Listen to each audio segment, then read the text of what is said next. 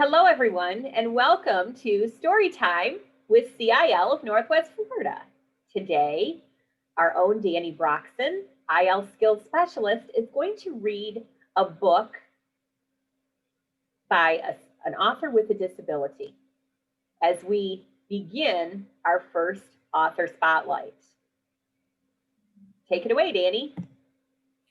Okay, so today I'll be reading a book called Aunt Katie's Visit by Katie Rodriguez Bannister. So we're excited about this. This is our first in what we hope would be many in a series of books that are written by authors with a specific disability. So we're excited. So I hope you enjoy it and hope you will come back and hear some more as we move forward. So let me start. Hi, my name is Claire. My Aunt Katie uses a wheelchair and she came to visit me in my class at school. Aunt Katie likes to talk to kids about people with disabilities. Aunt Katie arrived early one morning with her attendant, Amy. An attendant is a person who is paid to help people with disabilities. Amy really likes her job. Amy pulled up to the front of the school and parked Aunt Katie's van. My school has parking spots with blue lines, and the blue lines have signs that mean people with disabilities can park there. These parking spots are for people who cannot walk or have a hard time walking. Aunt Katie has a lift. The lift isn't like an elevator. The lift carries Aunt Katie and her wheelchair to the ground. When the lift touches the ground, Aunt Katie rolls off the lift and away she goes. There's a picture of Aunt Katie.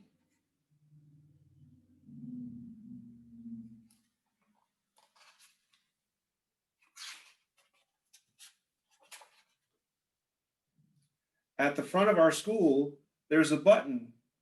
It opens the front door to my school. Aunt Katie pushed the button, the door opened on its own, and Aunt Katie rolled into my school all by herself. Cool. All of my friends liked Aunt Katie's power wheelchair. It goes zoom, zoom, zoom, but not too fast because Aunt Katie says safety first. Aunt Katie asked us to sit in a circle around her. Then Aunt Katie began speaking. I'm paralyzed from the chest down. That means I can't move my legs or my fingers, but I can still move my arms. I exercise to keep my arms strong. I can still give my friends a hug.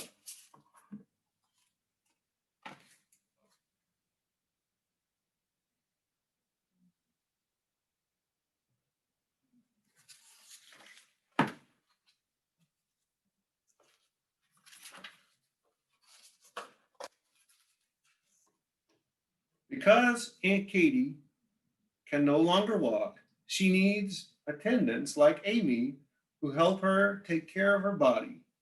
Aunt Katie asked the class, do you want to know how Amy helps me take a shower in the morning? Yes, we answered. Well, said Aunt Katie, I have a chair that fits in my bathtub, and sometimes I feel like I'm in a car wash. And everyone in the classroom laughed, including my teacher, Miss Tooley. Aunt Katie continued, then Amy soaps me up, rinses me off, and dries me with a towel. After that, I pick out my clothes. Amy dresses me, puts me in my electric chair. Then I can go where I want to go. Aunt Katie told us I have different braces that help me eat, write, and put on makeup.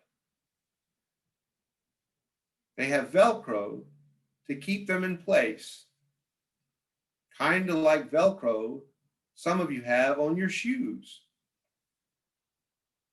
My eating brace wraps around my arm and holds a spoon on one end and a fork on the other.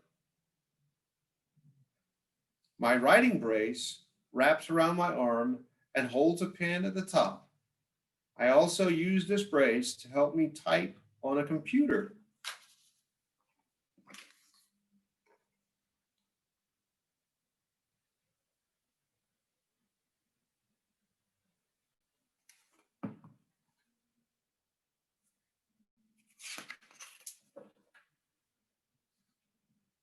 Next is my makeup brace.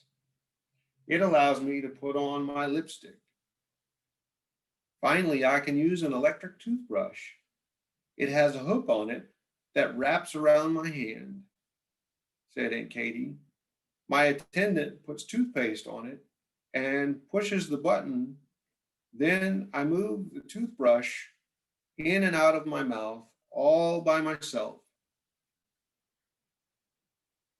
That's when I said, my Aunt Katie is just like us, except she does things differently.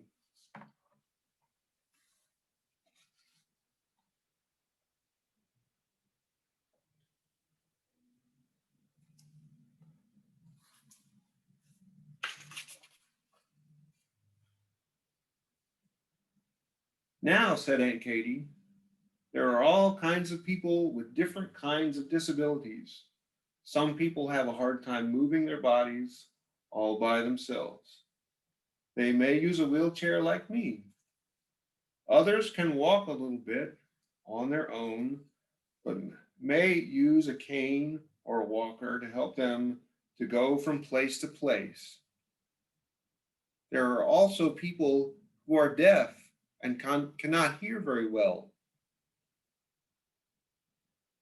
They may use hearing aids or sign language to talk to people.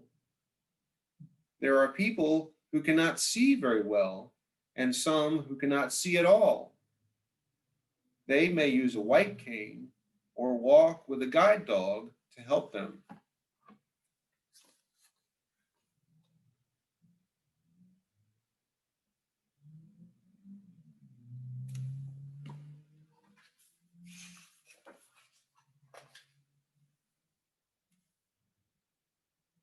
There are also people who can't think as fast as others.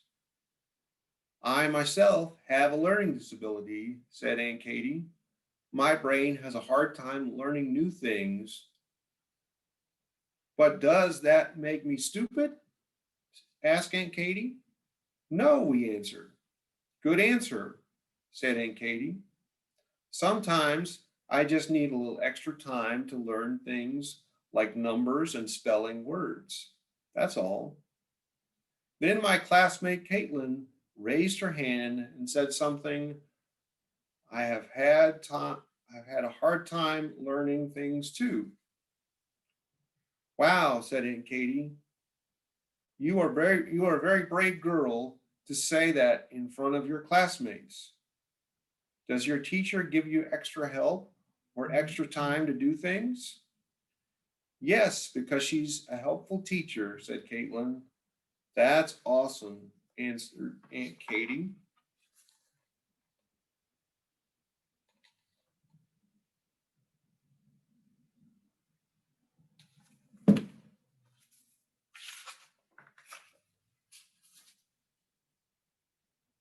Then my friend Tyler raised his hand and asked, is it fun being in a wheelchair? Well, answered Aunt Katie, I miss being able to walk. I used to be able to do things on my own, but to answer your question truthfully, I would say yes. Sometimes it is fun to be in a wheelchair. Aunt Katie went on, but it isn't fun when I can't go where I want to go. I want to see my wheelchair. I want to see My wheelchair can't go up steps. My wheelchair needs to roll on a flat surface or up to a ramp. So it makes me mad or makes me sad when I can't go to the store or to a restaurant because they don't have a ramp.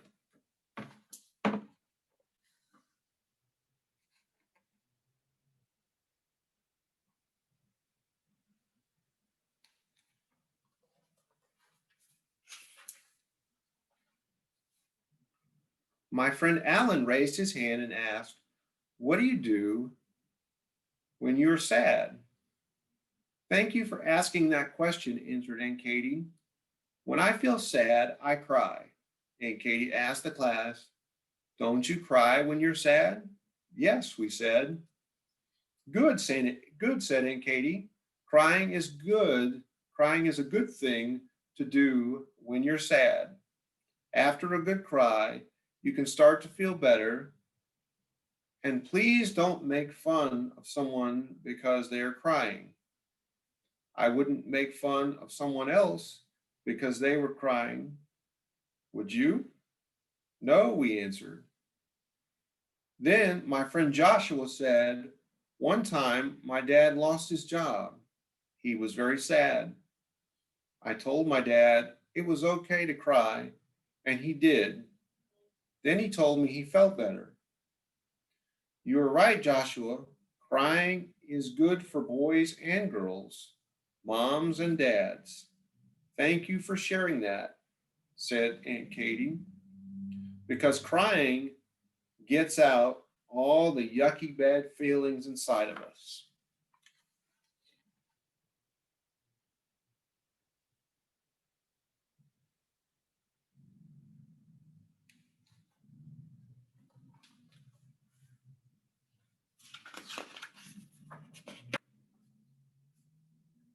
"Now, kids," Aunt Katie said to my class, "I have to ask you for a favor." "What?" we asked. "Please," said Aunt Katie, "don't make fun of people who are different from you." "Are you going to make fun of me because I brush my teeth differently?" "No," said everyone in the room. "Some people make fun of others because of their size, their color, or their religion. When we say mean things about how a person looks or talks or anything, it hurts the other person's feelings. You don't like it when other people make fun of you, do you?" "No," we answered. "Me neither," agreed Aunt Katie.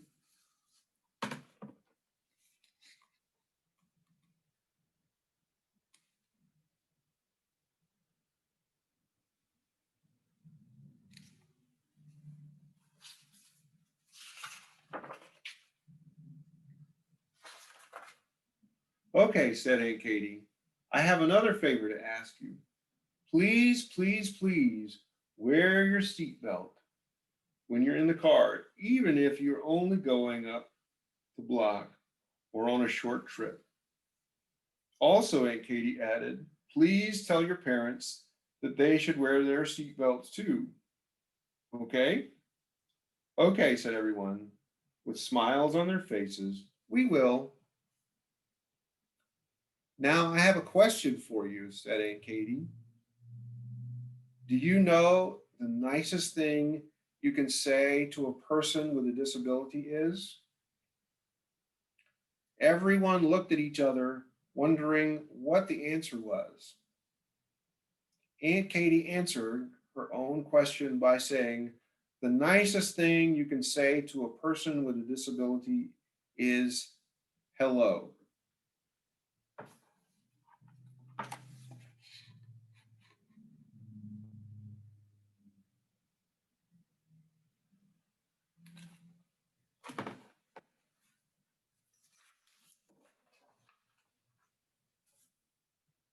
Aunt Katie stayed for snack time, and we got to ask her many questions. It was a fun day. We learned so many new and different things. As Aunt Katie was leaving, she asked our class to do another favor for her. Would you please write a letter about things you learned today and have your teacher mail it to me? We certainly will, said our teacher, Mrs. Tooley. Thank you for coming to our class. We will all have a lot to write about. Thank you, said Aunt Katie. Well, kids, I had a great time visiting your class, but I need to get rolling. As Amy and Katie went out the door, they waved and said goodbye. Aunt Katie answered back, Adios, amigos, and she rolled out the door. The end.